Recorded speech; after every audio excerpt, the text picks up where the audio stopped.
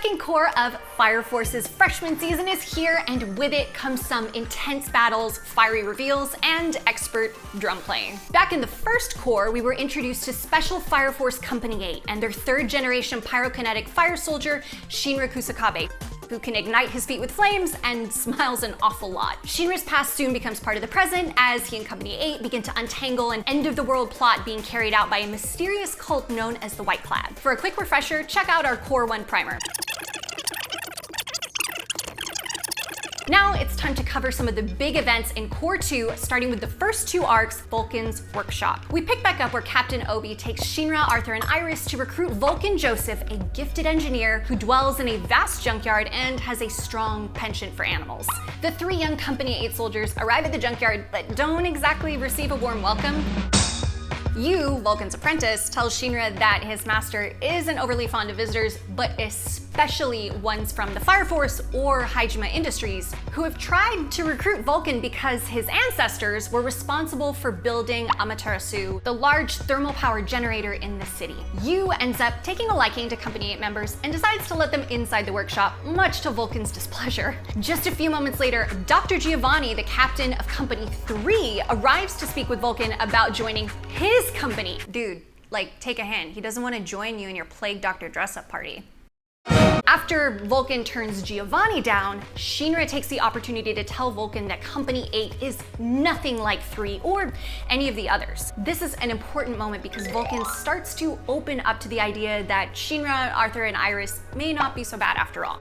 And so Vulcan decides to share his dream with them to create a sustainable power source that will allow mechanical animals to walk the planet. He really loves animals. Lisa, Vulcan's other junkyard live-in, introduces herself and tells the group that Vulcan's grandfather had two apprentices, Vulcan's father and none other than Dr. Giovanni. Both Vulcan's father and grandfather went infernal at the same time. Now, just as new layers of the story begin to appear, the White Clad are at the junkyard, and it's time for battle. Shinra goes off to the forest to scout, which leaves Arthur as the only capable fighter. So to power Arthur up, Vulcan dresses him up with his trusty steed and sends him outside to battle the White Clad. In one swift movement, Arthur unleashes a massive arc of energy from his sword. Pretty cool moment. Back in the forest, Dr. Giovanni attacks Shinra with his go-go gadget arms and eventually subdues him. But back in the workshop, Lisa shocks everyone by revealing to be a White Clad spy. What? Then, Dr. Giovanni enters the workshop, grabs you by the throat while Iris cowers in the corner and demands the key to Amaterasu. With Vulcan unwilling to give in to his demands, the evil Company 3 leader whips out his cane gun and then shoots you in the chest. Back in the forest, Princess Ivana shows up, revealing that she placed a tracker on Iris in case things went south. Superb foresight, Princess. She sets Shinra free, who races towards the workshop to help the others. Outside, Hibana joins up with Arthur to fight against FLAIL, Mirage, and his army. Once the combat ends, Shinra comes face to face with his younger brother, Sho. What? Shinra is like, what? He's alive? Before Sho and the White Clad are able to leave with Shinra, the others show up in a getaway vehicle, and like, thank God, because that was a close one, guys. We learn that Yu's surgery is successful and that he'll be fine. And with a huge sigh of relief, Vulcan settles down for a hearty meal with Company 8. While eating, Captain Obi formally offers Vulcan the head engineer job, but also states that even if he chooses not to accept it, Company 8 will still look out for him and Yu. In the end, Vulcan agrees to join the Company 8 family and gets to work immediately on his new toys. Shinra and Arthur are sent to Benimaru for some training, while back at headquarters, Victor reveals the location of the White Clad base, called the Nether. Captain Obi decides the company will set out the next morning to find out the true secret of human combustion and just who or what the Evangelist is. Get ready for some epic one-on-one battles, y'all. It's time for the Netherworld arc. We learn that thanks to Company 8's ongoing investigation, they're granted permission by the church to enter The Nether. But once they arrive at the underground base, the company gets separated. This leads to our first big fight, MAKI versus FLAIL and his soldiers of the Ashen Flame. Equipped with her new toys, courtesy of Vulcan, and a newfound confidence, MAKI makes quick work of the soldiers, setting up a one-on-one with FLAIL. He exclaims that his power is greater and that a woman will not best him. Wrong, because MAKI takes him down. How did that work out for you? Because my girl just kicked your ass.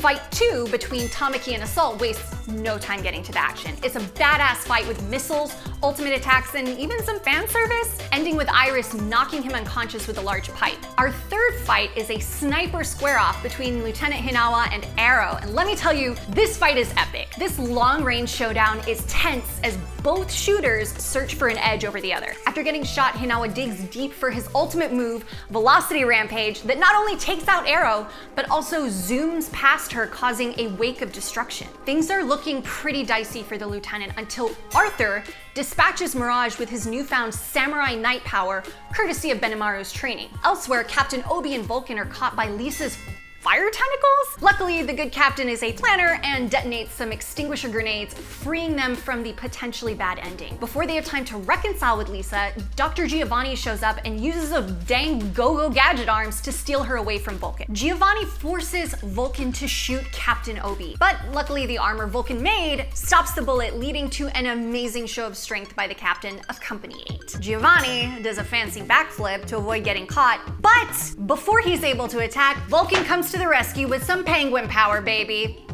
Elsewhere, Shinra is struggling with the effects of his connection to Sho and is having horrific visions of the past, which leads to the moment we have all been waiting for, the Kusakabe showdown. Sho tells Shinra he was not born from a filthy womb and that his mother is the Evangelist. This angers Shinra, causing the fight to start. You definitely can't miss Victor in the background freaking out over two Adola bursts in action. Both brothers show off bursts of speed and power and seem evenly matched until Sho begins stopping time, striking major blows on Shinra. Victor is still in the corner like, what the f***?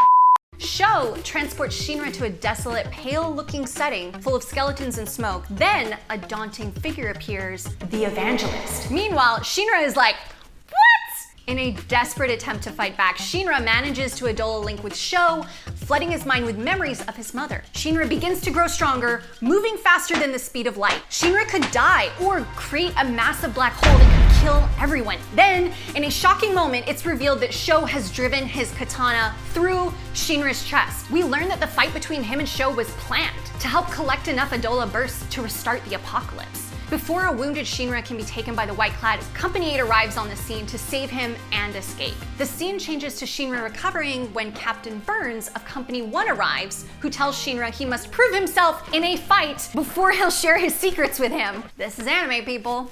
This is anime. Shinra manages to land a hit on Burns, who reveals that the demon from the Kusakabe house fire was actually his mother, who was under the control of Haomeya and went infernal because Sho's power awakened in the night. What?